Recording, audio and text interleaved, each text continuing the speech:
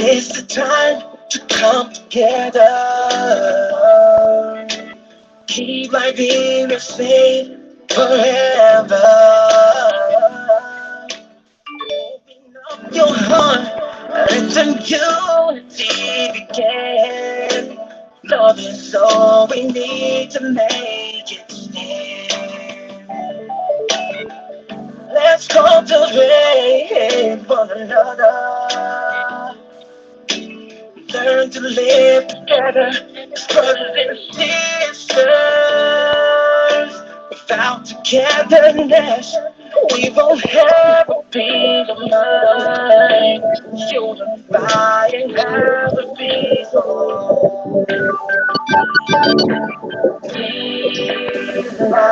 Liberia. Land of liberty. We are getting feedback. Yeah, we're hearing the device playing some at the background.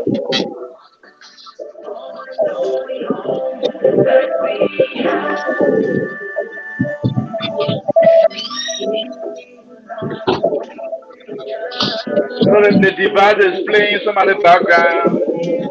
Bobby, is you, Mr. Savice?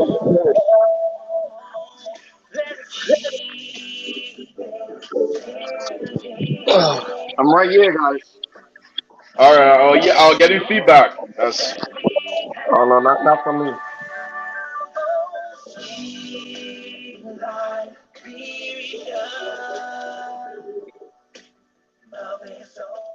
I want to say a pleasant welcome to all of you guys joining the broadcast.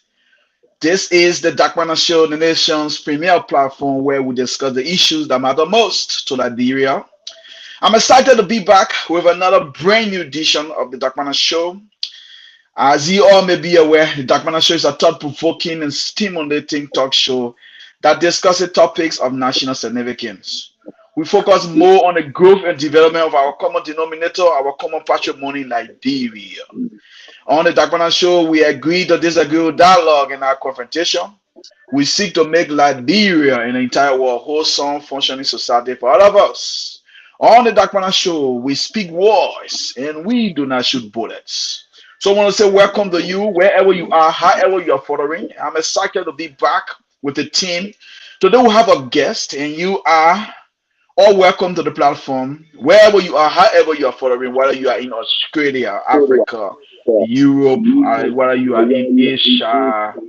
I want to say welcome and welcome to the platform. Thank you for joining and help to share the live. Tell a friend to invite a friend. On the Dakpannah Show, we solicit the views of everywhere, many Liberian, no matter their political divide, no matter their political affiliation. We afford a platform to all Liberians, no matter who you are. Along you are Liberian, we afford you the opportunity to come and let's talk Liberia. And the Dakpannah Show is a conduit to promote peace, reconciliation, and national unity. That's the reason why we are having this discussion today. Today's discussion will focus on the establishment of war and economic crimes caught in Liberia. And today we are proud to say we have our guest pretty seated, the lead campaigner for the establishment of war crime code in Liberia. He's from the organization called Liberian United for Justice and Accountability, LUJA. And he's known as Mr. Emmanuel Savice. I want to say welcome to the platform, Mr. Savice. I want to say, Papi, welcome. Now we have Mr. Savice with us. Thank you for joining. Well, to be here again, and the issue or the topic on the discussion more, especially to do with the establishment of war and economic crimes code in our country, is something that has been long overdue. The current leadership of our country used to be campaign, but now they have to be people who are against it. We, like you said, we have with us as a special guest tonight, the founder and CEO of Liberia, the Liberian United for Justice and Accountability, LUJA. We remember Mr. Savice was in He will not handle all because of his office, and he has to go back to the for safety. And I mean, going back to Canada, not rest on his campaign. Recently, we saw the ambassador for the ambassador planning, the ambassador at large of the United States was visiting Morovia. She indicated in most of the meetings that the United States is willing to support the establishment of war and economic crime code, but rather the Liberian will be the one to start. Here a couple of meetings with members of the Liberian legislature. She also had a special meeting with the Deputy Speaker of the Liberia House of Representatives, Councillor Fonanti Kufa, and we hope and pray that the piece of legislation be put in place to begin the ground. So tonight we have Mr. Savage, who will be our special guest. Will be able to provide as well. How far is it campaign? Receiving such information, more especially the United States has interest through its ambassador at large, who is traveling around the world, and she goes to Liberia. That one interview, I remember asked the ambassador what is she had a meeting. She had a planned meeting with the president of Liberia. She said, I need not to meet with the president. The president knows what exactly needs to be done. And without waste of time, we will now first of all say Mr. Emmanuel Savice to the show. Mr. Colley and Mr. Smith, thank you for inviting me. It's a pleasure to be on the show. I look forward to a fruitful conversation with you guys and your audience about the War and Economic Crimes Code that I am very much delighted about.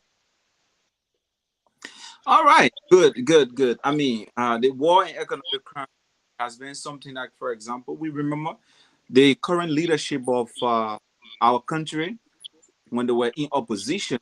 They had a lot of certain actions, especially in front of the United States Embassy and other diplomatic missions in our country. But as we speak, they have gone silent on it, and we just don't know what is going on as it relates to and how far is it, and what can we do as a Liberian. So with that, tonight we'll be looking at several issues. Mr. Savage, first of all, to begin the show, will you like telling us a little more? Those of our audience are following tonight, they might hear about you, but would you like to throw light about who is Emmanuel Savage? Well, I don't know. Sometimes introducing myself can be a little bit complicated because I don't know where to start. I'm Emmanuel Savice. I live in Canada. I'm married, father of 6 children. Um, I am the CEO of Liberians United for Justice and Accountability. I'm the guy behind Justice and Accountability in Liberia, the fight for war and economic crimes code. If there's any introduction I want people to know me by, is the guy who is ardently fighting for justice and accountability in Liberia. We've launched several campaigns for justice and accountability in Liberia, including our protests in 2018, 2019, 2020, and 2021. And of course, the 1 million victim signature that were launched by Liberians United for Justice and Accountability. So, by way of introduction, I'm Emmanuel Savice, a Liberian that is passionate about justice and accountability in Liberia. I would like to see the war and economic crimes code come to fruition in our country. All right. Thank you very much. You listen to him. He's one of the firebrand advocates for the establishment of war and economic crime codes in our country. Okay, Mr. Savage, to begin the show, let me get your own perspective on the recent visit of the United States at large, who recently visited Liberia, held several with key stakeholders, including members of the legislature, and craving them to be able to start the groundwork for the establishment What do you make of it? I was impressed, and it was a little bit shameful as well. Mhm.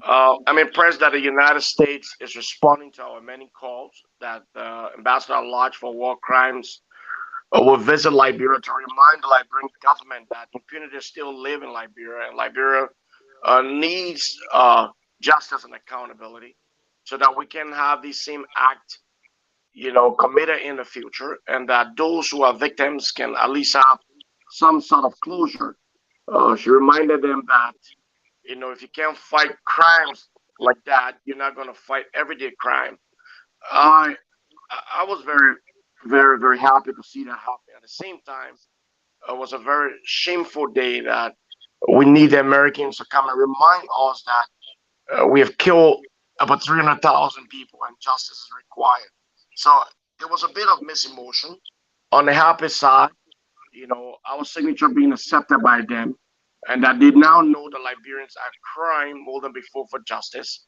And then on the other side, the flip coin is more of a shame that a democratic government requires someone from the United States to come and remind us that justice is needed in our country. With all of the advocates, like for example, I remember uh, there were several sitting acts for the Liberian legislature, and this time around, uh, like you stated earlier on, we should always be reminded by our, let's say, um, should I say, head of democracy, because, for example, as a free independent nation, where we go to leaders, we should be able to make decisions that will be able to, every time we want to sweep things under the carpet, there are people in the country, more especially powerful people, who supposed to, who are not in the legislature, particularly Mr. Prince Johnson, George Bole, and the rest, and the list go on. I mean, do you think a legislation crafted for the establishment or to be legislator would have the kind of vote that we need? I think, yeah, I think most of the problems come from the president. Whatever the president wants to happen will happen. So I know the legislature is the most powerful branch of government. But in a country like Liberia, what democracy is different from what democracy should look like with an imperial presidency. It's mainly the president will that will be done. It's more of what President George Manuel Weah wants than what the national legislature wants. So I have no doubt that if you speak to many legislators, sorry, like I have done personally through my many visits to Liberia, that many of them would tell you that they embrace the War and Economic Crimes Court. I think it's more of the president now wanting it. I think it's more of the ruling party now wanting it. And there are some members of opposition who see impunity as a continuation of corruption in our country that is serving as a roadblock to the process. But to say legislators will now vote for the establishment of one economic crimes court, I think that's not the situation. In fact, we don't even need them anymore.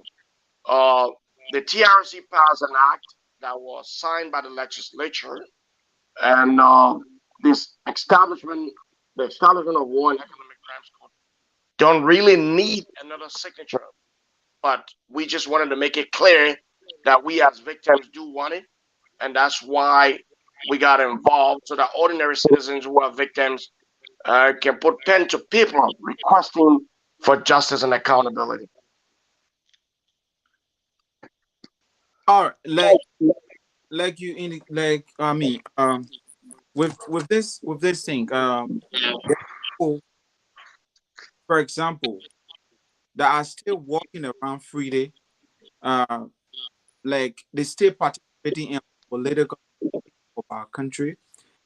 When we look at the aspect of your campaign, recently we saw three top government officials of Mr. George Weah government that was sanctioned by the United States, for I mean, the United States gave. What do you make of it, specifically Nantan Mage, who happened to be the chief of staff of, were accused in that report for tampering, corruption, and the Solicitor General, the Managing Director of the National Port Authority, Bill Twawe, and Sima Serena Seaforth. What happened to those people? When we look at the economic aspect of it, they have plundered the country, and the president cosmetically have asked them, they have resigned. If you look at the life of McGill, Mm. you will realize that McGill has gotten rich in less than 5 years, serving as Minister of State for Presidential Affairs under the CDC-led government. Now, it's only smart to say that you know that he's corrupt. However, you don't have the evidence. But the Americans came in and done their investigation and saw him to be corrupt, and he was sanctioned. Now, all of what we thought about McGill is now being real. We've seen him building houses that he couldn't afford, buying cars. I mean, we see the distribution of wealth within his family. You know, the latest being what he was sanctioned for, including even building, I'll say, a mansion in my voice for a dead mother in the face of abject poverty. So there's a lot going on in our country that have been happening before the George Weah's administration, that continue to happen and that will happen if we do not care about justice, because justice is going to serve as stumbling block for those who are ripping our government apart, who are making sure that our resources are not used for the intended purpose. And that is the reason why we're happy that Americans got involved and sanctions these three individuals. On the sad part here, Mr. Smith, is the president himself, so the CDC government has now launched its own investigation in any way possible to look at the evidence of the Americans and to charge these individuals and forward them to court. So, like I said, when Americans get involved, it's a little bit of happiness for Liberians. But the sad part is, we as Liberians ourselves, our government is refusing to act. And these things are done purposely to continue impunity, to continue corruption in our country, which has killed so many Liberians and will definitely kill more Liberians if we do not act. Unfortunately, the CDC government is yet to act since the American government did their investigation and sanctioned these people for money laundering and all kinds of corruption. So it's sad, to be honest with you. Okay, Mr. Savice, I want to say welcome again. We appreciate you being on the platform. But firstly, I really want to know, why are you so into this campaign? What driving you to go through all of what you have gone through, calling for the establishment of war and economic crimes code?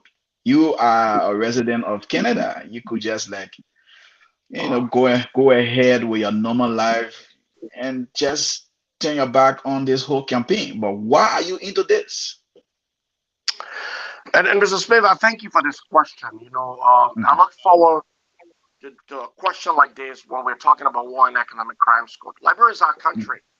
I listened to your intro, and I will have to listen to it again because it's a Mhm. bit inspiring about Liberia being a common patrimony. Like what we Yes. do matters to our country. So just because we're able to get out of there doesn't mean that we should turn our back. Um, I'm a victim of the Civil War myself, and Mhm. my entire inspiration of justice and accountability is personal. And because God has given me the voice to be able to speak for myself and to be able to take care of myself and my family, I want to make sure that I transfer the same voice to those who can't. I lived in Liberia, and during the war, I lost three of my brothers and one of my sisters. I don't have any brother at this point because of the Civil War. Many people suffer the damages that I didn't suffer, or something even more. They became more victims, but because of poverty and because they didn't have the opportunity to become educated, they don't have the voice. So they're just sitting watching and considering themselves, not even as victims, but people who are not valuable in society. So it's based on this that we intend to speak because we've been blessed to be able to have a voice and extend our voices to others who would like to speak but cannot because of poverty, because of lack of education, and because of the simple fact that they are quote unquote nobody in society. If you look at what happened in our country, and after the fact that we fought the war for 14 years, you're I don't know if you've been back anytime. You were back anytime soon in Liberia, but Liberia is on the internet. You know the daily lives, our infrastructure, what we do in Liberia, our education, our healthcare. Liberia is it's not just a third world country. Liberia is a disgrace to this earth, and the reason it is because of corruption. We got no rule, we got no hospitals, we got no education. In fact, we have refused to promote our human resource after the Civil War. If we cannot fight for the 300,000 people that died in our country, what kind of justice system do we have, or are we going to have in the future?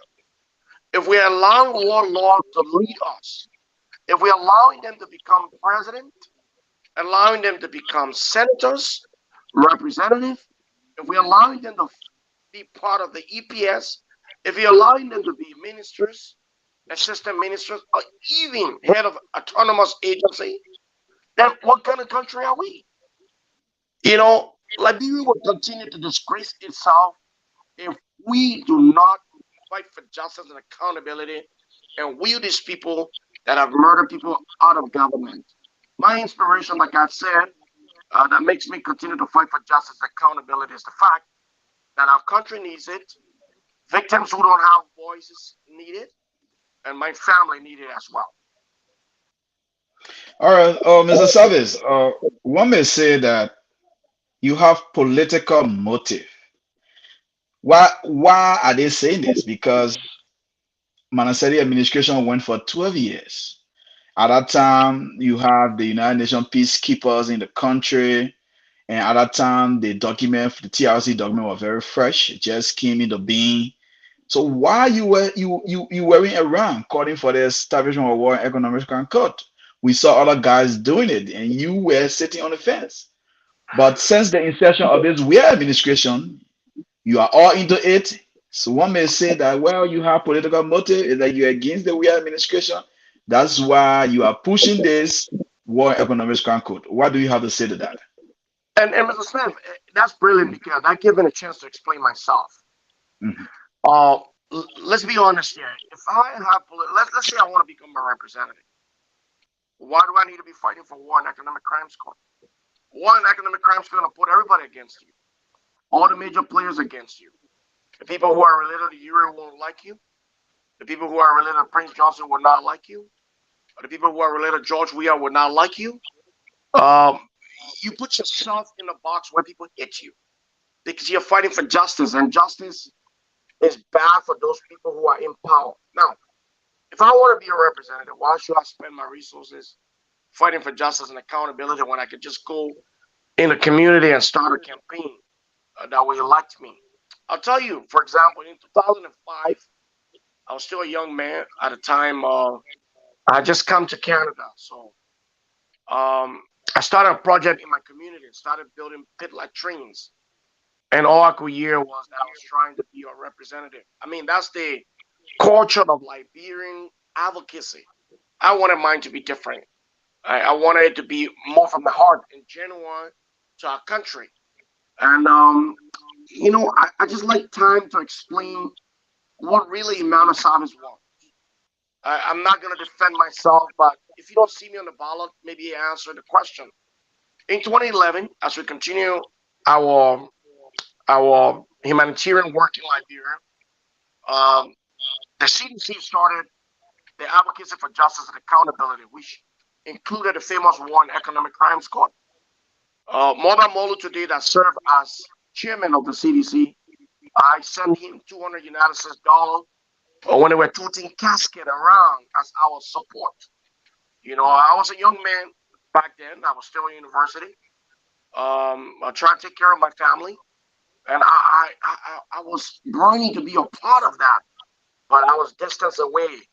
But we were happy that the CDC were controlling the debate for One Economic Crimes Court and arguing that we need it. So I don't have to be the head of an organization or be the head of CDC at the time, but I supported the process. And I wanted justice during the Ellen Johnson Sirleaf-led administration. I think she's a warlord. I think she should be brought to justice. I think she's a war criminal. And it's the same thing I think about Prince Johnson and Charles Taylor and Haji G. Burma and George Foley and the rest of those guys that murder our people. So I've heard all kinds of things. In fact, there are others who think that 2017, I'll start with that we're going to be on the ballot. I wasn't on the ballot. Now, there are predictions that would be on the ballot for 2023. I'm telling you on the show that I will not be on the ballot. My advocacy general, I work in Canada. I lived here. My kids live here. There ain't no way I'm leaving my kids for somebody else to raise them. I would not be that kind of father. However, we will not remain politically inactive. You know, we will try to support individuals who care about justice and accountability. But personally, I'm not saying never to a political office, but it is not my desire to be in. 2023 will not see me as one of your candidates in Liberia, or even as one of your minister or assistant minister, or even a buddy to the president, or even head of any autonomous agency. I will remain in Canada and living here as a peaceful citizen. With that, into my next, let's know political affiliate, political party. Oh, you want to know what I'm affiliated with, political party? Mm-hmm. So I'm not, but I like the message of Tiawan Gonglo. If I were in Liberia today and listening to all the candidates, I'll be casting my ballot for Tiawan Gonglo. The reason is because he's passionate about justice and accountability. I've spoken to so many candidates in Liberia. If you look through them and see the honesty coming from there, I think Tiawan Gonglo is passionate about justice, and he aligned with what my advocacy stands for in Liberia, what Liberians United for Justice and Accountability stands for in Liberia. So not that I've declared my support for him, but I'll tell you here, right on the show, that he's more than likely to be my candidate, even in defeat. I think he's a better candidate than the rest. All right, Mr. Savice, I want you to give me a candid opinion on this. Mr. Alexander Cummings is the head of the Alternative National Congress. Recently, he named his team for the 2023 campaign, his initial team of 44 persons. And we saw some of the names, you know, those who participated in our war days, those Liberians, some of them, they were major players of the 14 years of civil unrest that engulfed our country, that make Liberia the way it is today. How do you feel when you saw the names? And then you see, Mr. Smith, when I was in Liberia, I met Mr. Cummings. Mr. Cummings and I had a meeting for about an hour about justice and accountability. He did say that he wants justice and accountability in Liberia. He won the War and Economic Crimes Court. I like Mr. Cummings. I wouldn't lie to you. I think he's one of our best candidates in the elections. I wouldn't mind seeing a competition between him and Tiawan Gonglo. But on the other hand, when you look into politics in Liberia, you see all kinds of things. Everybody say, you know, you need a number to win. You got to affiliate with these people. I was disappointed. I could understand politically why, but I'm disappointed.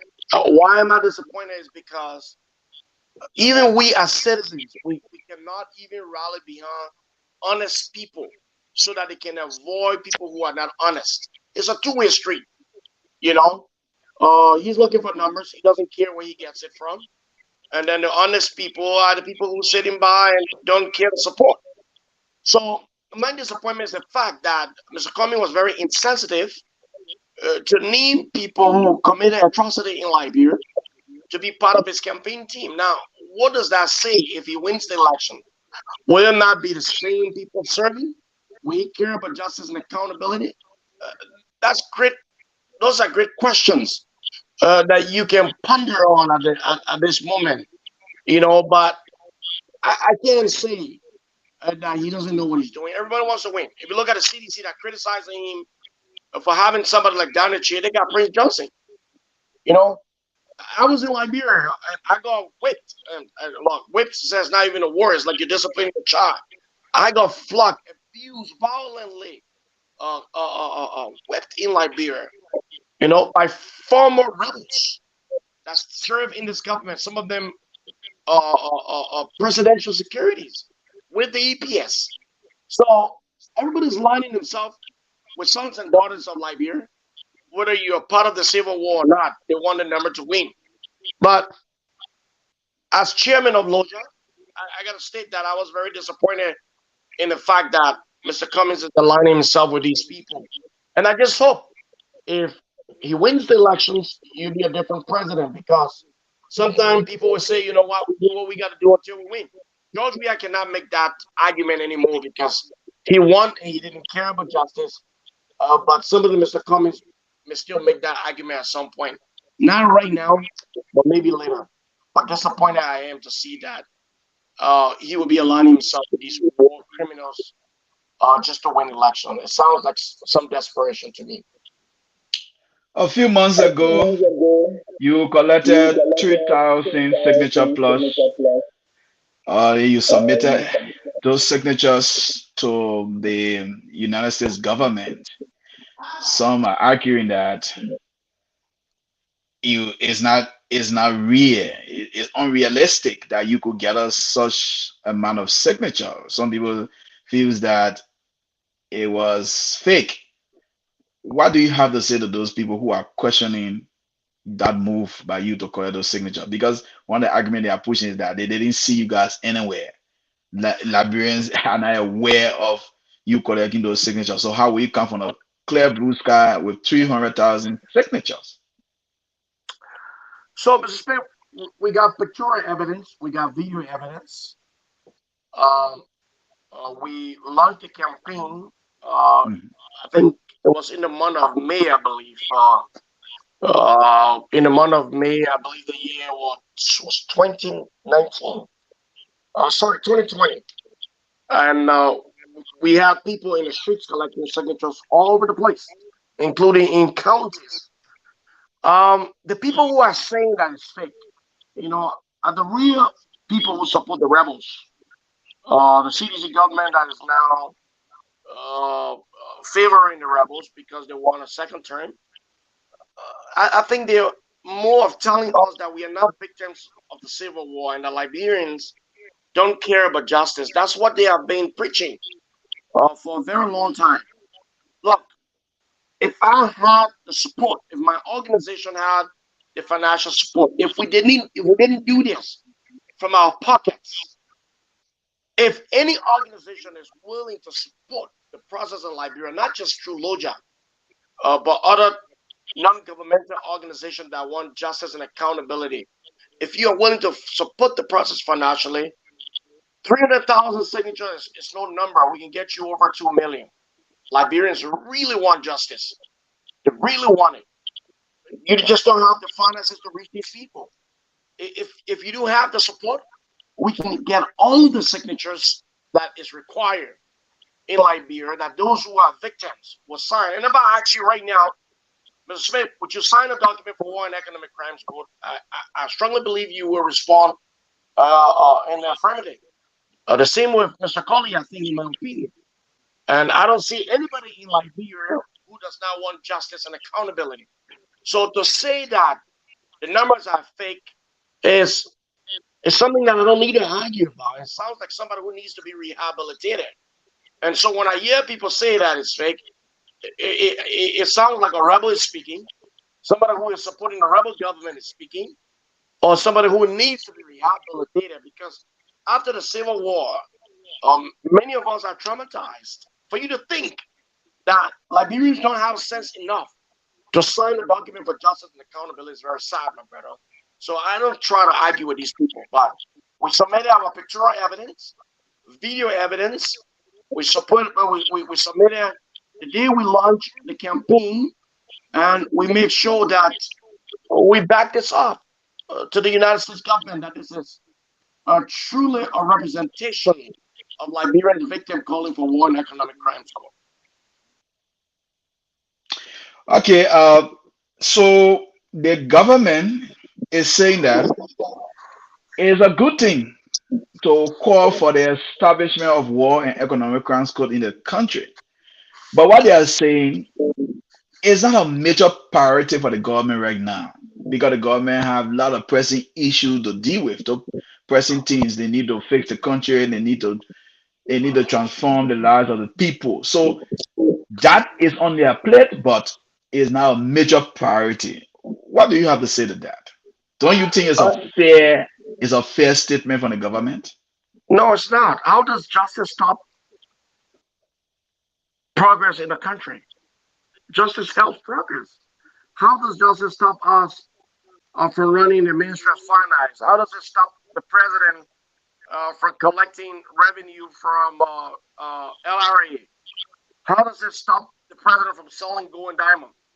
How does it stop the president from signing legislation that will help the country? How does it stop us from signing concession that will help our country? How does it stop us from getting aid, budgetary support, or our international partners' attention?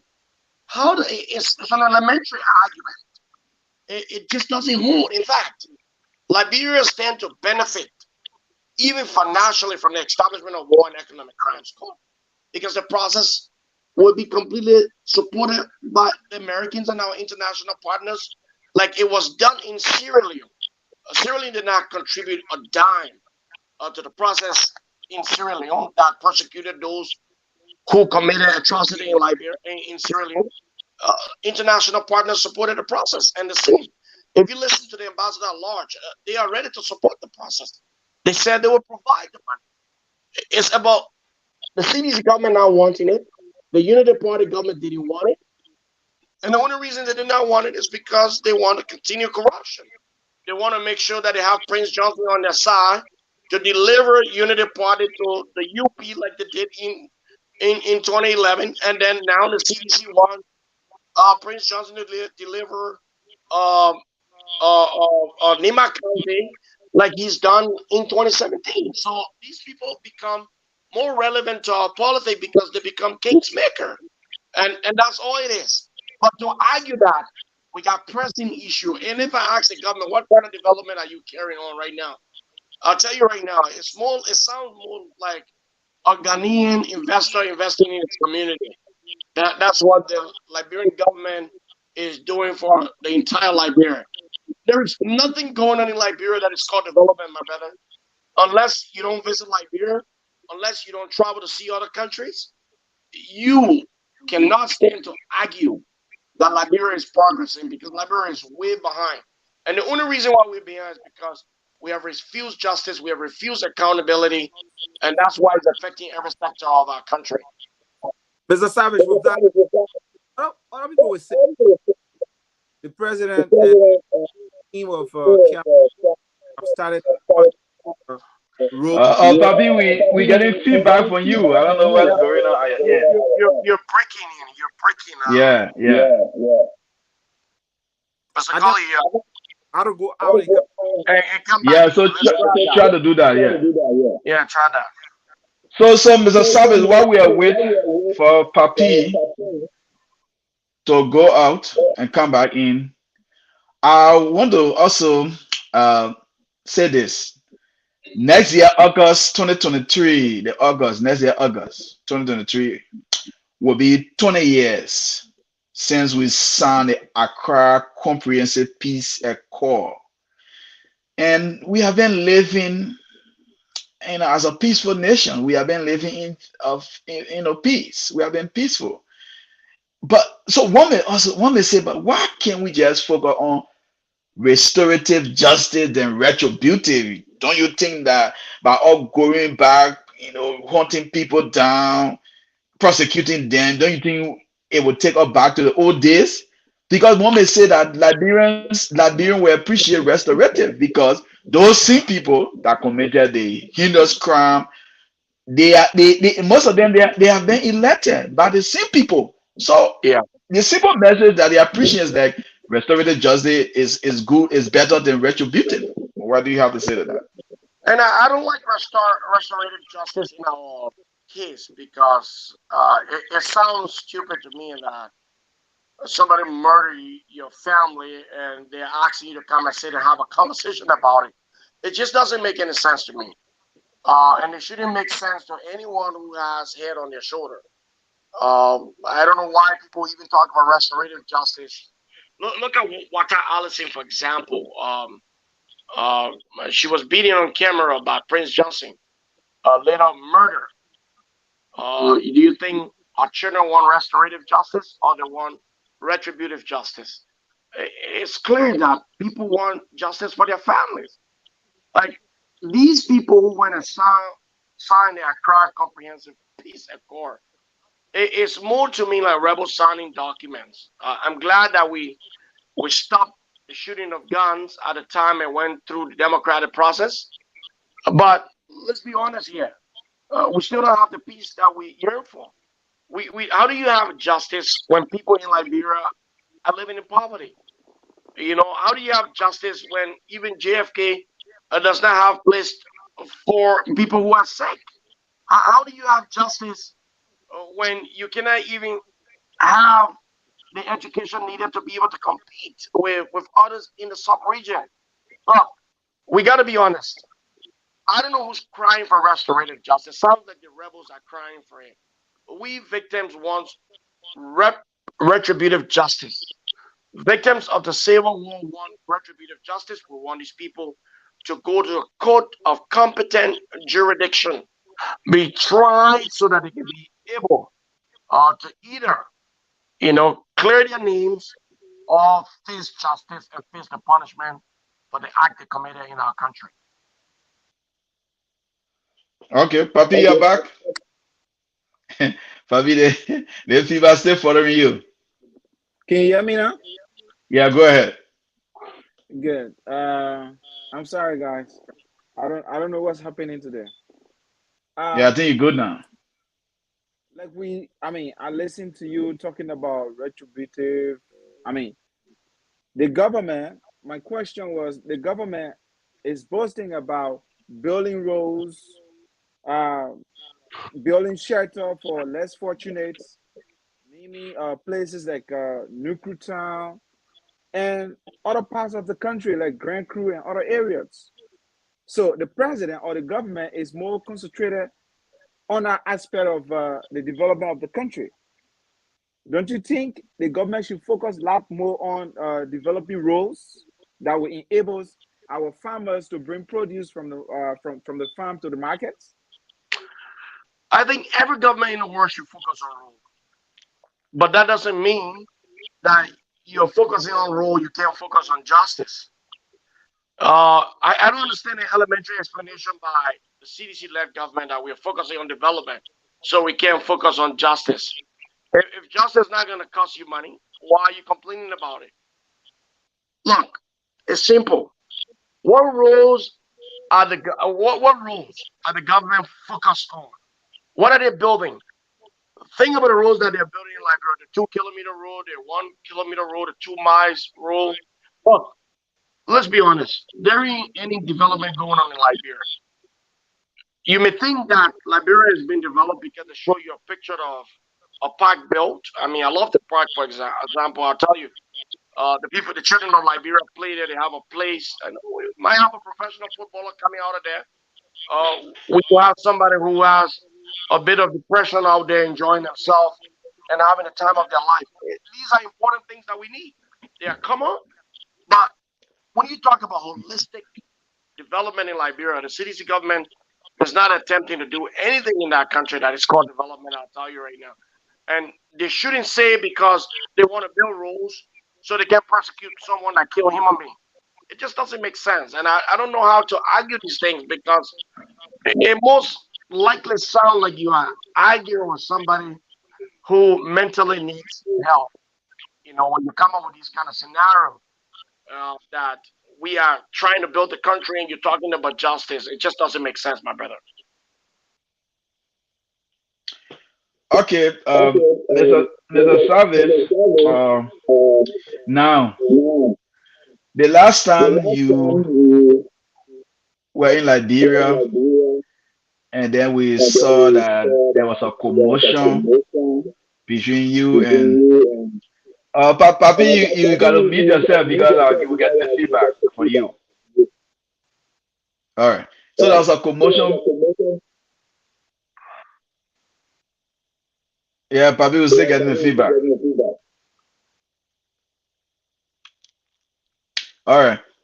So I'm still getting the feedback. Well, yeah, there was a I can hear you loud and clear. I'm not getting any feedback. there's a feedback. But anyway, there's a commotion between you and the state security. Do you care to explain to us what really transpired?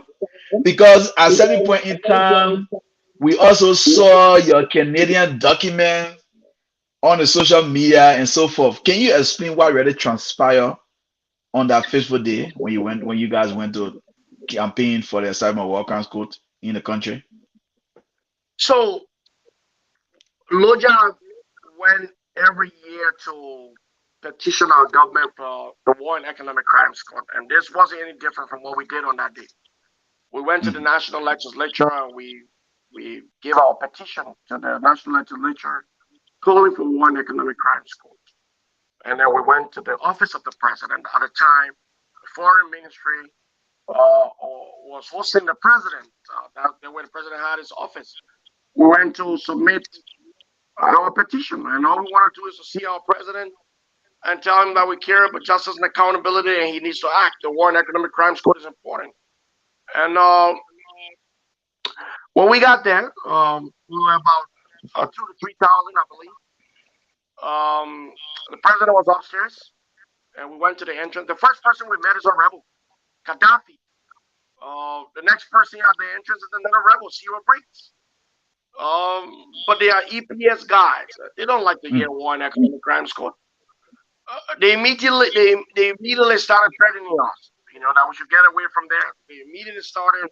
There's a guy who came and said, "I'm going to talk to the president for the president to come down, or we can get one of the representatives to go up." So somebody was trying to negotiate, but these two individuals started to push us back, and as we started to go back, they started kicking, and I was dragged into security booth by Zero Breaks, by Gaddafi, and all the security that I don't know. They kicked me in the head. They beat me up. They grabbed me, put handcuffs on me, and threw me in a EPS car and drove me down to the police station at Central. They kept me in the holding cell for hours, almost 8 hours. And the executive marshal released a statement that I was going to be charged. And later on, the UN representative was at the National Liberian National Headquarters office. There were other negotiations that made them to release me without charging me because I didn't do nothing wrong. I just went to submit petition. But it just tells you that the CDC government does not care about justice and accountability. And when you talk about it, it really hurts. And it seems like everything they did for War and Economic Crimes Code was fake, very fake, and they just used it to assume power. But okay, some of the information that we gather was that you were being violent, you were being hostile. You didn't want to follow instruction, so that was the reason why they had to engage with you in such a way. but it's good that you was able to inform us. But it is true that after you left Liberia, you made a statement that you don't care about Liberia, is that you owe it more to Canada than Liberia because Liberia has nothing to offer you. Because some of us we got that information and we got angry with that statement coming from you. So it is true that you I, said I, that. this is my first time hearing this news to me. Okay. I'm not an insensitive person. How would I not care about Liberia, where I was born, where my mom and dad live? Why would I care about Liberia, where my family's my sisters are? I don't understand how somebody would say that about Emmanuel Savice, because at no point I made that statement. Liberia is dear to my heart. I care about Liberia. I'm talking about what I care about Canada. I really do care about Canada. You know, I have kids that were born here. This is home. This is where I lived. My kids lived here.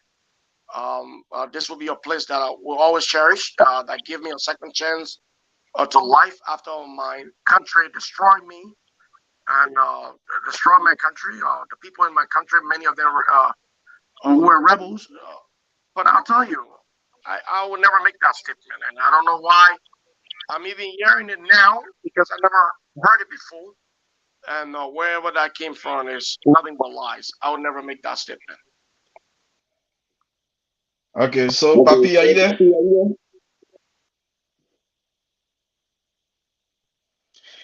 Mr. Cody? Okay, if you are just tuning in, this is the Dakpannah Show, and we are here in conversation with Mr. Emmanuel Savice, the CEO for LUJA, the Liberian United for Justice and Accountability. We are looking at the campaign of LUJA calling for the establishment of war and economic crimes court in Liberia. So, Mr. Savice, do you think you will achieve this? I think our country should achieve this. I think victims should achieve this. If I didn't think positive about the campaign and about the outcome in the future, I don't think I'll be spending my time and resources behind this. No matter what the case is, whether we Mhm. do or not, it is only good, only prudent for genuine Liberians that want a better Liberia to get involved in finding justice and accountability for our country and the people that died. So sometimes it's not more of what is possible, it's more of what is right. And I start this advocacy based on what is right, but I'm also hopeful that one day, in the not too distant future, Liberia will realize that justice is an important component of our development and we need to achieve it. Okay.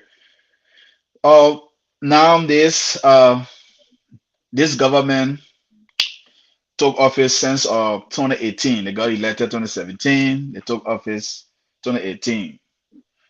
When it comes to economic crimes, what can you say from 2018 to now? Do you think they are proceeding in the right direction, or they have been a lot of corruption in the country that need to be prosecuted? Well, absolutely that. The government's corrupt, starting with the president. The president encourages corruption. I think you saw what the president did after he assumed power in our country. He built Mhm. duplexes, mansions for himself. What the president couldn't do before is what he did when he became president. In fact, I see people arguing about what the president made, what he had. But the president himself declared $50,000 in a bank in America. That's the president himself declaring his asset. The president declared a property, I believe, in Florida, and there's another one, I believe, that is in somewhere in New York or its surrounding area, uh, which he said was worth around 200,000. We all know we mortgage these properties and we don't own it 100%. But let's say the president made millions of dollars and own it. It still does not give the president what he's building the money that he's spending. So it's simple. The president himself is involved in corruption. The president has shown us that he doesn't care about the fight for justice and accountability. The president brought down his 9th Street residence and put a modern building down, something that he couldn't afford before. Now he can. And the president built duplexes, condominiums that he couldn't afford before. So starting with the president, corruption begins, and then you come to other officers of the president that are doing the same. So I will tell you plain blank that the city's government does not care about justice and accountability. And they're not fighting corruption because they themselves, they are very corrupt. So what do you make of the Liberia Anti-Corruption Commission? That's an anti-graft body. The legislature came up with a new law disbanding the entire board of commissioners and coming in with a new law to invite people to reapply to hire new people on that board of commissioners at the LUJA. But then one of the arguments they are pushing is that at least the LUJA will have two to bite because they will have the power to prosecute. But LUJA former commissioner, I don't know, I want to say former or I want to say the in battle chairman of the LUJA, he took the case to court, saying that the action taken by the legislature, that law is a bad law. What do you make of that, the new law? Do you think it's good or do you think it's wrong? Well, what I do care about is not what they argue about. It's what the outcome is. There's a common saying that the end justify the means. Existing without the national legislature involvement or trying to repeal the first second law, what has the LUJA done? Now, with the national legislature, new law creates an avenue for justice and accountability. The answer is absolutely no. The truth is, as a justice fighter, I don't even care about a little politics. Because, to be honest with you, all these things are just because someone in government wants to be very powerful. And they want to make sure they do everything to avoid justice and accountability, to encourage corruption. I asked myself when those things came out, what did it do before the national legislature involvement? And by the way, I don't have respect for the national legislature because I believe they are the main corrupt individuals of government. Like, they're supposed to be the first branch of government, the most respectable members of government, but they are the most corrupt. So I sit back not trying to participate in a little politics. Like, for example, the president wanted Dakpannah Show go and, put up some bribes, and he was gone. If the president wants no more LUJA, there'll be no more LUJA. We need to change the way we think and focus on justice and accountability before we can try to build institutions. We want to learn Z when we have not learned E. That's Liberia's problem. We cannot be comparing ourselves with the rest of the world when we have not done the fundamentals. So, like I said, the politics with LUJA and the national legislature just doesn't make sense to me because it's going to end up to the same corruption. Nobody's going to prosecute. Nobody's going to try to do anything. They are just trying to make sure that you have conflicts. And we who understand politics and that have done communication understand what conflicts are or conflicts is. Because what they're doing is trying not to proceed. They're trying to start a process of justice and accountability, pretending to be acting for the sake of good, but they are definitely involved in an argument that will make a body not functioning. That's all they're trying to do. Nothing more. They are just avoiding justice in every Okay. So now the United States ambassador at large on war crimes. She was in the country. I don't know whether you follow her when she appeared on OKFM. You saw Liberians, lawyers, calling and saying that United States should keep quiet. They don't have the moral rectitude to call for war crimes court to be established in Liberia because they were part of the war. So what do you make of those statements coming from some Liberians that U.S. should just keep mute because they were the people who supported the war in Liberia? So the lawyers themselves signed a resolution to support the War and Economic Crimes Court. So the Liberian National Bar Association, at the time headed by Tiawan Gonglo, they came together and signed that resolution. Now, those lawyers that are calling, because I listen, there are other lawyers that call and want a war crimes court and reminded Mhm. two of the lawyers that said that America does not have any more ready to call for justice and accountability in Liberia. Like, it sounds like a rebel lawyer to me. Like, how would you say that? If you are a lawyer, you know better. If you are a lawyer, you should act better. Like, how can you tell Liberians helpers to not help us because you think they are bad enough? Like, what bad have America done to Liberia? We need to know. You cannot tell us America didn't bring anybody to fight war in Liberia. If for anything, there are some Americans that use Liberians. And if we Liberians are calling for justice and America wants to help us, why wouldn't we take it? For example, Mhm. you know all of that, but you're still taking America millions of dollars. Why? You can't say they have no moral ground to give you money. You accept the money, you use the money, and then when they ask you to do something, you say, I can't. If America was not giving us money, if America was not building some of our infrastructures, if they were not supporting our elections, if they were not supporting education, if they were not involved in our country in any way, then I can understand. But when your government is receiving aids in millions, if you were supporting an humanitarian group somewhere in the world, even in Liberia, Mr. Smith, I'm pretty sure some days if they're going left, you'll want to bring them back to where they should be going. That's just what America's doing. So to those lawyers, it's just a shame that they would even pick up the phone after learning to even spill such a garbage out there in the public. They should be ashamed of their profession. But Mr. Savage, some people are arguing that what now? When Manaseri was in power for 12 years, Liberians came up calling for the same code to be established. The US paid deaf ears to that. So it is because Ellen was their darling girl, and that's the reason why they didn't act. But why are they acting now? You see, Ellen played a smart game, not just on Liberians, but on the international community. She became the darling of the West. We need to write our own history because if the victors of the Civil War write the history like Ellen has done, we're never going to be able to put our cases out there as victims.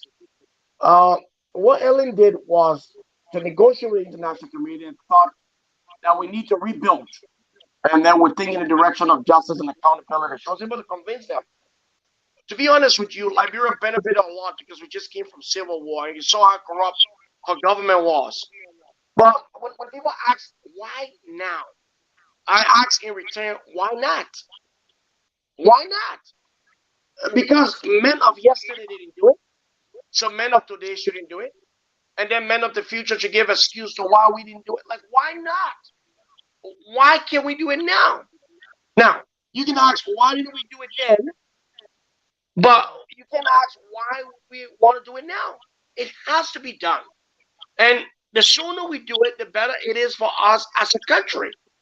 I don't know if you care about seizing somebody's property that stole $300,000 from your government and built a mansion somewhere. Do you really care about it now, or you don't care about it now?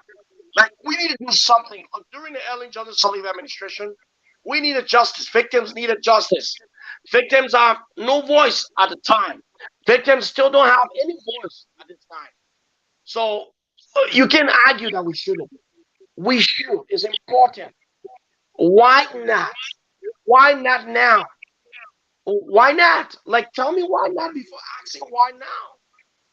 If you don't have a good why not, don't ask me why now. That's my response. Okay. All right. I want to say welcome to all of you guys just joining the broadcast. If you are just joining, this is the Dakpannah Show, and we have as our guest Mr. Emmanuel Savice, lead campaigner for the establishment of World Crown Court in Liberia. So if you want to call in, you can call in. The number is pin, and we have Mr. Savice for 1 hour 30 minutes. So we have gone a little bit over 1 hour, asking him a few questions. So you can call in now and post your question, or maybe you want to make a comment. So the number is pinned, Dakpannah 24. The number is pinned there. You can call that number and I will put it to the line. If you're outside Liberia, the same number is on WhatsApp. So I want to say you are welcome to call. So while we are waiting to call Mr. Savice, do you think we will ever achieve this?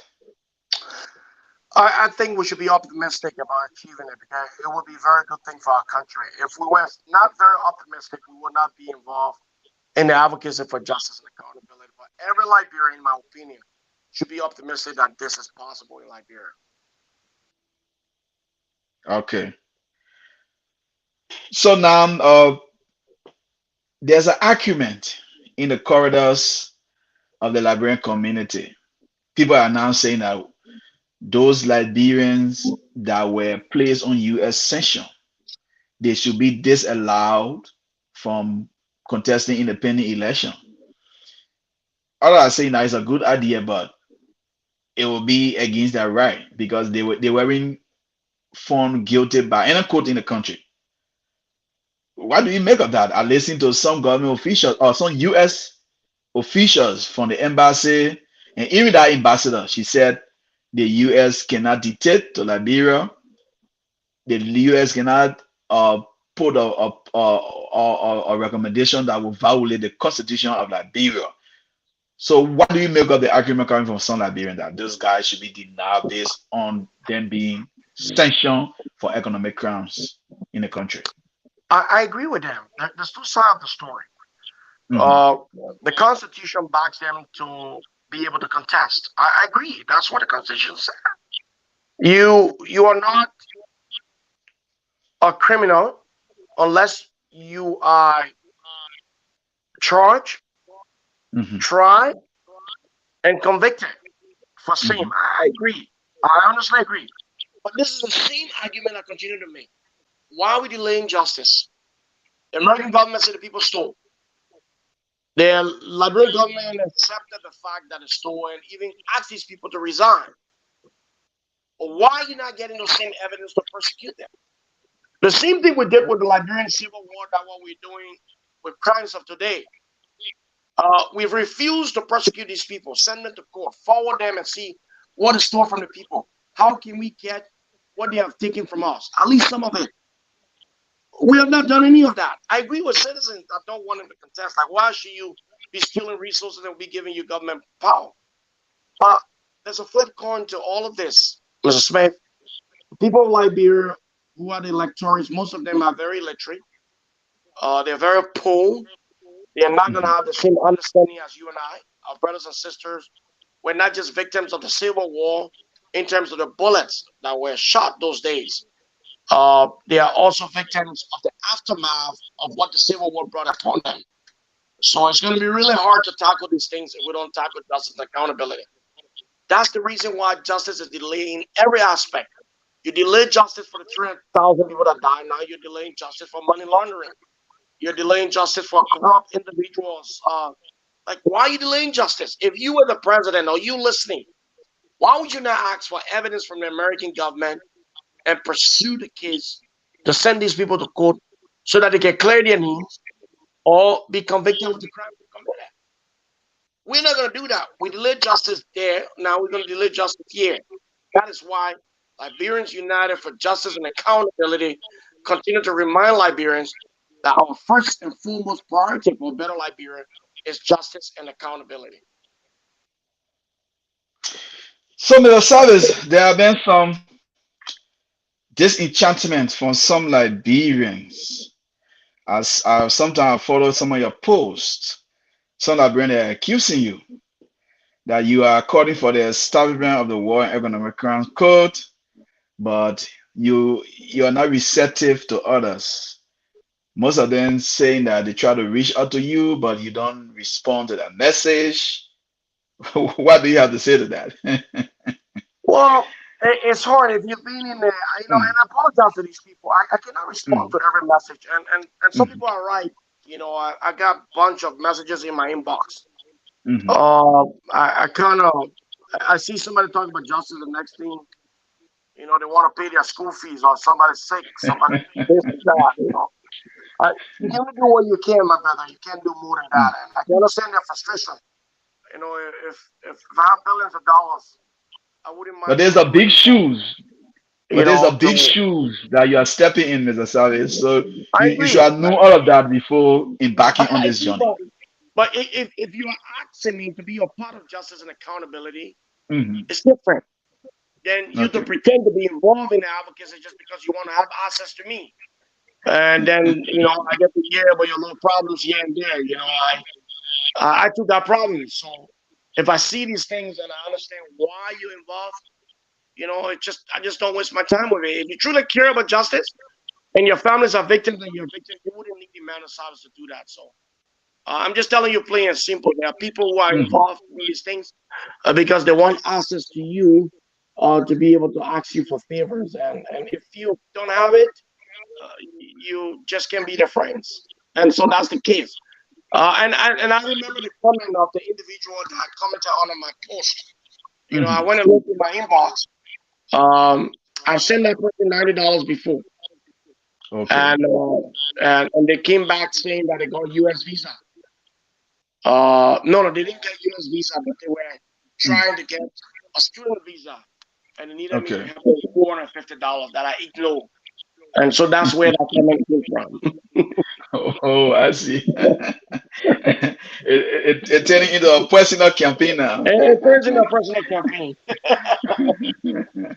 Mr. Savage, so what is next for Luja? What are you guys intending to do in months to come or years to come? And I'm happy you asked that question. To be very honest, I think that's one of the questions I look forward to on this Mhm, interview. mhm, So before we wanted to prove to the world that victims want war and economic crimes court. That's why we were able to get into Liberia. Our first objective was to get the signatures. So what we did, our first real objective was to engage our leaders. We started with the national legislature, and then the president went to the United Nations, went to the European Union, the embassy of the United States. So we kind of engaged our foreign partners and our government. We didn't do it once, we didn't do it twice, not three times, but four times we did. And when we knew that the government was not ready, we had our next strategy to collect signatures and prove that we really want this. And LUJA went out there. We wanted to collect 1 million signatures. We collected 305,000 signatures. Not because we don't have the finances to support this process all over. If we do, we can get more, like I said on this broadcast earlier. And now we've done that. I think is a major stepping stone to the cause of justice and accountability. That we have physical documents from Liberians who are victims of the Civil War. We're proud of that. What do we do next? We are still standing our ground for justice and accountability. We are mhm. now looking for those who want justice and accountability so we can run our support. Are going to hit government because you cannot run an advocacy group and stay away from politics. Why ourselves, we are not involved in the everyday politics and we don't intend to contest in these elections. We still believe that other Liberians are very qualified that want justice and accountability that we need to support. So we want to stay strong as an organization. We want to continue to engage the US government because they are the only hope for justice in our country. We have given up on our officials. So our next step is still the step that we are continuing to continue to engage our US counterpart for justice and accountability. So that's the process we're involved with at the moment. Hopefully, we will be hearing from them as So much do as we we have. do we expect to see you guys carrying out another demonstration or protest in Liberia anytime soon? Absolutely. Well, we we still believe that protest is a way of confronting your government, and LUJA has not stayed away from that. But I'll tell you here right now, Liberia has not been a safe place for people like us. We have endangered our lives on too many occasions to be there for justice and accountability. And we're still not scared to do that. Although we have not been there for a year, we've heard about some of the things that they have said that they can do to us. We've seen threat in our inboxes, our social media, telephone messages, because our fight for justice and accountability. But that doesn't scare us. We definitely will be in Liberia at some point protesting again, because that's something that we use to confront our government for justice. Okay. So what do you make of the passage of the dual citizenship bill? What do you make of that? Because people have been questioning your nationality. Well, I congratulate the government, but I think that was very important. The only thing I don't like about it is the fact that the bill discriminates. The bill says that if you're taking citizenship in another country, you definitely cannot contest Yeah. elections in Liberia. You cannot hold certain Mhm. positions. Yeah. It's a major stepping stone and a great achievement by the city's government to make sure that Liberians can have Liberian passports and that they can identify with their country even if they took citizenship in another country. To be honest with you, there's no reason why people should lose their citizenship. I am a Liberian. I still feel like a Liberian.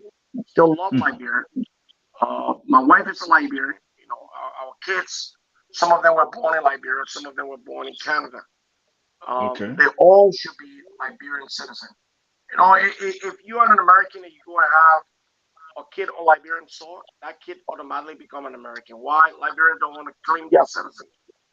It sounds strange that in the 21st century, a country is refusing human resources that could develop their nation, all because they don't want competition for the sake of politics. That's very sad.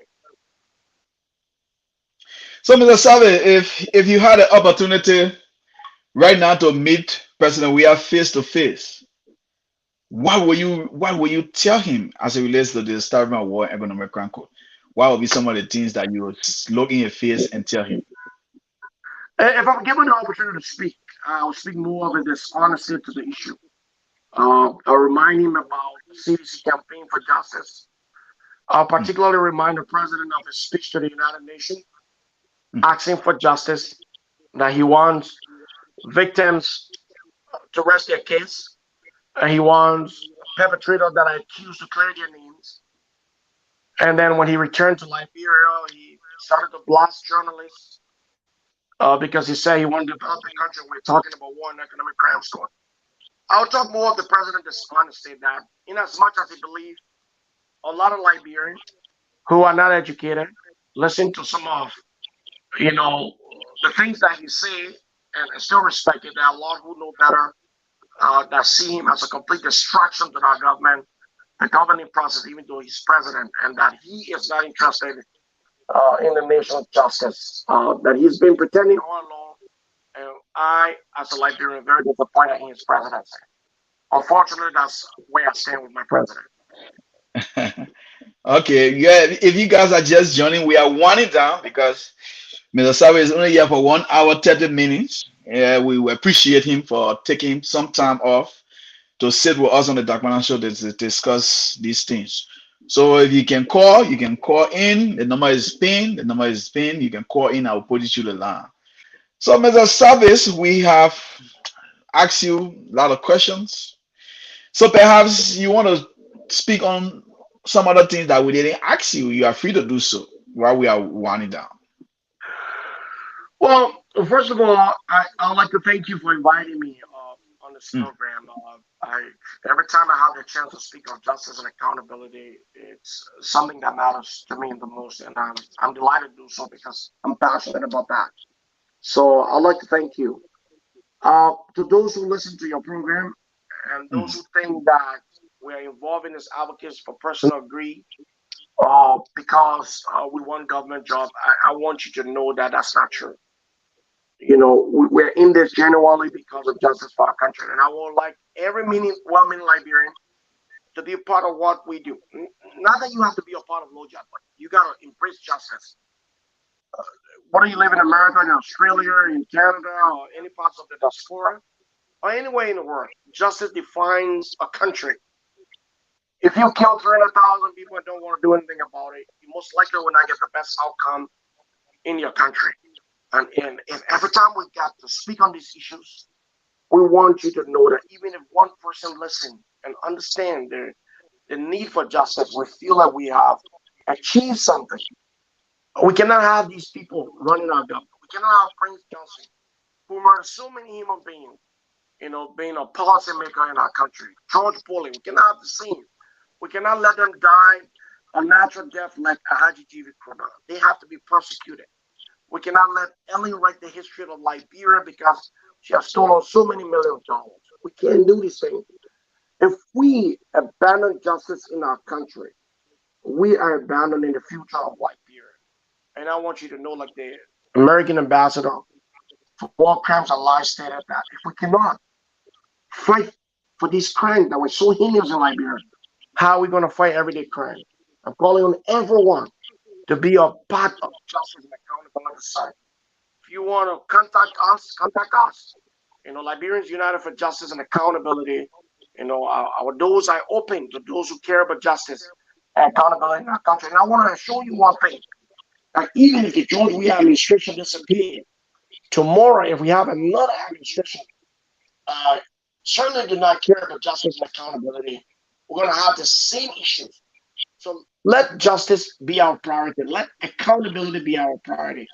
If these things are not our priority, we are never going to be able to succeed as a nation. So I really don't want to touch on other things. I want to touch on justice and accountability. It's what I'm passionate about. It's why I joined LUJA. It's why I became CEO of LUJA. The War on Economic Crime School is important in our country, and we must achieve that. We cannot allow a president stop in it. We cannot allow a minister or legislator or anyone who heads government autonomous agency or our partner stop it. We as citizens must want it, and if we do, we can generally get it. Okay, Mr. Savice, I want to appreciate you once again for availing yourself to the Dakpannah Show. Before you leave, I also want to say this, that I'm in support 100% for the establishment of war and economic crimes code in Liberia. I'm one of those Liberians that never left Liberia. I was there for these 14 years of civil unrest. Today, I'm sitting in a house with a dark shades on my face. It's not because I want to bluff. It's because of the situation we're faced with. My eyes got damaged by the particles of gun. Today, I'm struggling. So if that war wasn't going to come to Liberia, I don't think I was going to be going through what I'm going through now. There were many times people wanted to harm us. We ran from place to place. We ate all kind of food. We were in danger. The 14 years of civil unrest, it was troublesome. It was dangerous for some of us. So we know what we experienced during the war. I can imagine I was 8 years old and I started school at the age of 8 years old. Today, some of the things that we wanted to do, some of the things that we wanted to achieve, we couldn't achieve it because of the war. So we know that how some of our friends die, some of our relatives die. We know the harshness, the harsh reality of the war. We experience it. So I think that it's about time to end the culture of impunity in Liberia. So I learned that you are fair in your campaign for the assignment worker code. I'm willing to support that. But I've been thinking, I've been following you from a distance. And I also, as a media person, I've been also listening to the sound in the street. Some people have been accusing you falsely, that you are doing it for political reasons, But now I have sat here for 1 hour plus listening to you. I think I'm convinced that you really mean this. You're doing it for Liberia. It's nothing personal. So if you are looking for anyone to stand with you in this campaign, I will be one of those who stand with you. And I will stand for the cause, no matter what it takes. We need to continue to push this. There's a need for people to be made to pay for their action. They should be made to pay for their action. So I want to say thank you. Keep up the good fight. Yes, is I know you have gone through a lot. It had been somehow dangerous at a certain point in time, but we need to continue to push because so long we want to see Liberia improve, so don't want to see Liberia rise above the fray, so don't want to see Liberia progressing instead of retrogressing. We need to stand up for something. So I want to say thanks to you and your team for the fight so far, and let's continue the fight to the end. So I want to say thank you for coming on, and I'm inspired by some of the things that you said, and I think that I will support you by any chance, by any means. Thank you there to the Dakpannah Show team, especially for the invitation. Like I said, I really appreciate this enviable platform. I'm going to go back to your intro. I really like to listen to that again. It seemed very inspiring for Yeah. a country like that. Mhm. And I'm also glad that after this interview, you've found it in your heart to support justice and to support Liberians United for Justice and Accountability. And it's my promise to you, my brother, that my advocacy is not for government job. It's not because Mhm. you're going to see me on the ballot in 2023. It's purely from my heart for my country and our people. So I'm glad I was able to convince you. And thank you so much for inviting me on the show and to all of your staff, to your listeners. I really want to appreciate it. Thank you. And thank you. On a personal note, because I always follow you, I also want to say thank God that your daughter is back on her feet. And, Oh, yeah. yeah, and I want to say thank you for being a good parent, yeah. Oh, thanks Thank for you. that. Thank you so Yeah, much for that. I appreciate yeah, it. She's doing very good. Thank you. yeah. Thank you. Okay. You can sign out from your end. Thank you very much. Okay. All right. Okay. Bye-bye. All right, okay, so that's it. We've been having Mr. Emmanuel Savice. We've been having him in a conversation. We've been looking at the campaign for the establishment of war and economic crimes code in Liberia. I don't know why you guys didn't call in. Yeah, we Liberian people we love too much politics. If I was saying on politics, yeah, deep discussion. You're gonna see the calls coming in from all over the place, but I don't know why you guys didn't call today to ask Mr. Service some questions. Yeah, so I don't know, Mr. Emmanuel BN. I don't know whether you are following Mr. Emmanuel BN. I don't know whether you still following. If you are following, I think I will appreciate you can place me a call. You can place a call to me so we can have a chit chat on some of your activities.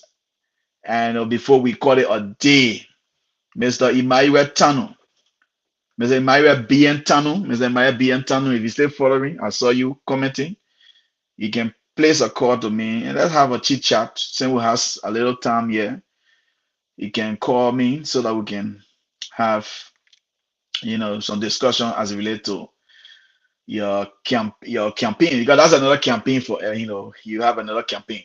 But if not, we'll find time and bring you. But so, gentlemen, ladies and gentlemen, so I want to say thanks to all of you guys. We are still here, and it was a good discussion.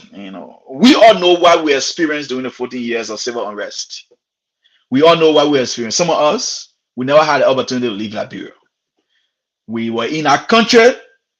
We nearly got killed. We ran through the bullets. We saw dead bodies. We experienced terrible and critical health problem only because of the war. We were traumatized. You know what it means to see somebody being killed, to see a relative being killed, people being raped, people being brutalized. The sound of the guns all over. My father nearly got killed on a certain point in time because he was chased after. He escaped death on many occasions. I remember there's a point in time my father explained a story to me where, because at a certain point in time the rebel they took my father's car, so my father had no option but to be with them. They said, you either be with us, take us places, or we take the car away. So to protect his car, my father was with them. And can you imagine one day these guys they took my father somewhere, and this guy right in front of my father, they killed someone. That was very traumatizing. So there are a lot of things happening. Some of us we didn't sit in we didn't go to school on time because of the war. 14 years. You know what I mean? My age right now, take 14 years from my age. It had a great effect. It had a great effect on negatively. So we will continue to push for this, and I think everywhere many Liberians should support Mr. Savice and his team. He said that it's not about he doesn't have any political motive. No, his campaign doesn't have any political undertone.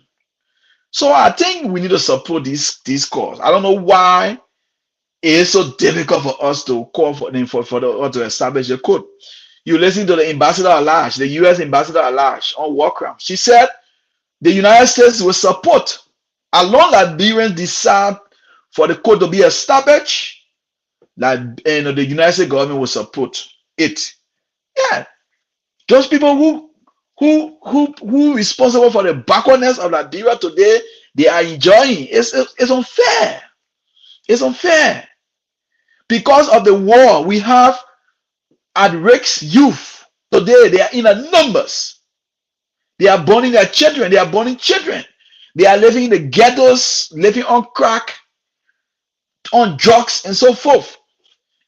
It's because of the war. Today, the crime rate is on the increase, on the rise in Liberia.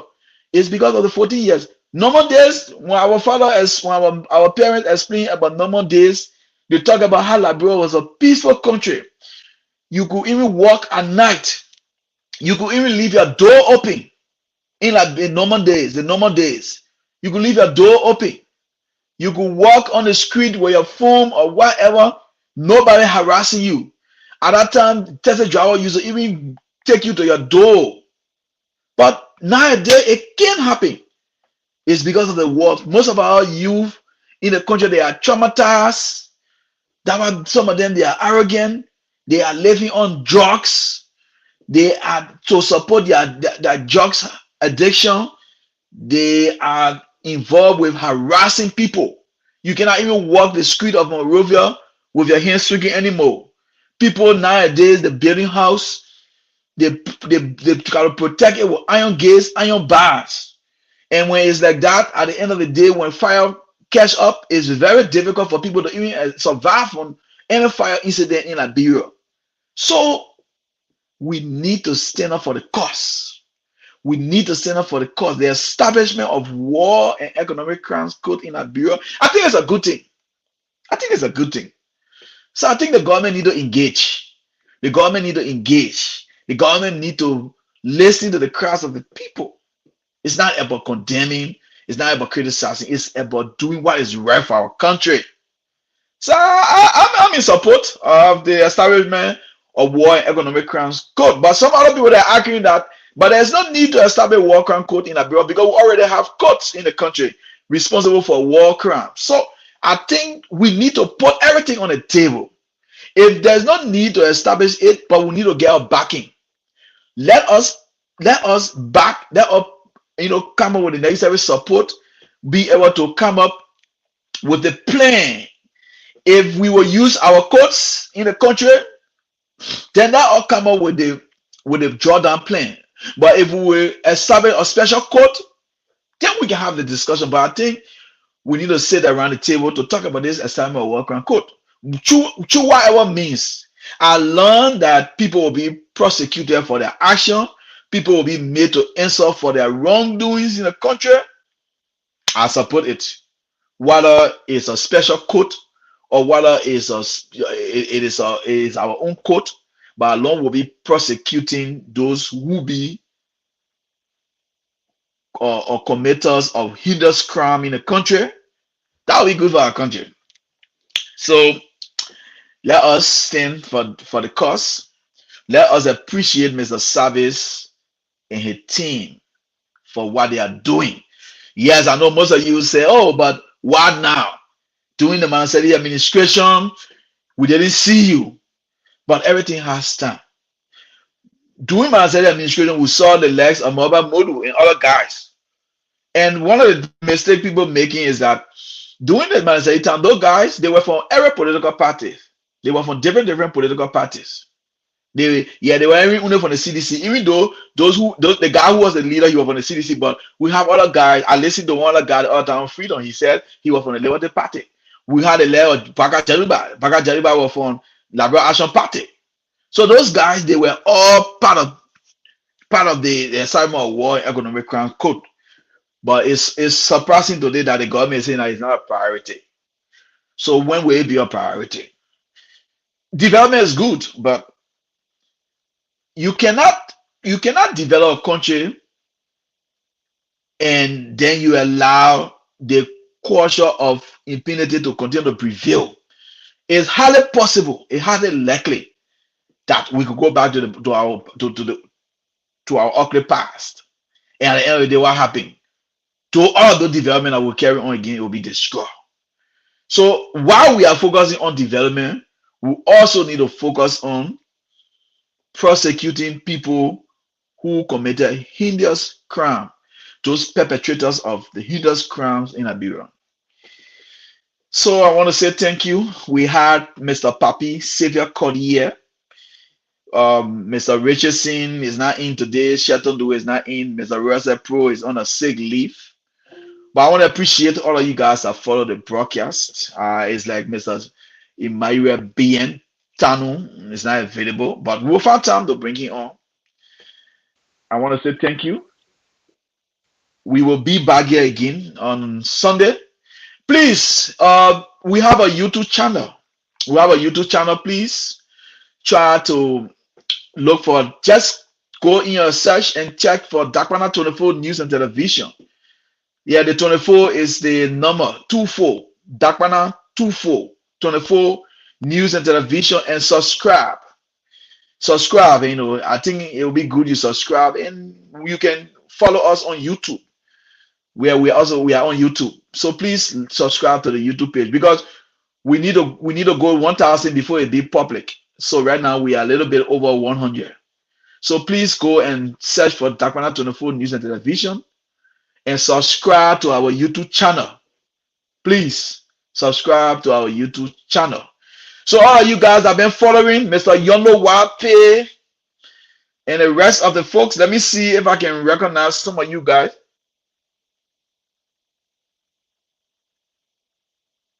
Yeah, let me see if I can recognize some of you guys before I go. Mastering Toure, welcome. Mr. Yondo Wape, Mr. Emmanuel Bientanu, Riverside Pro, SS Jebedu Tower Thompson, Mr. Buema Kone, Linaro Boy. Thank you all for following.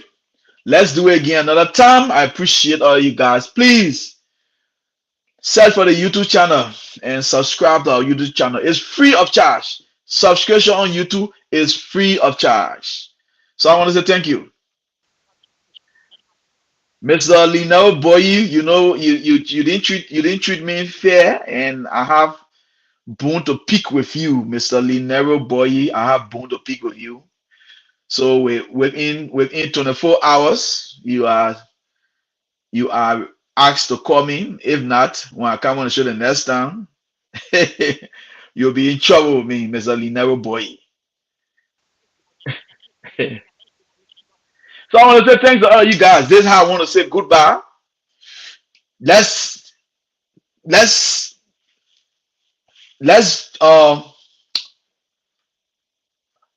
Let's come again next Sunday. Join me next Sunday, and we'll do it again. We have a lot of things to talk about, but we couldn't discuss it today because of our guest. But let's see next Sunday how it be. I want to say thank you all. Goodbye from my end. Appreciate your time being on the show. Thanks to Mr. Emmanuel Savice for availing himself to our platform. I appreciate you so kindly. And thanks to Mr. Papi Xavier Cordier and the rest of the team. Goodbye.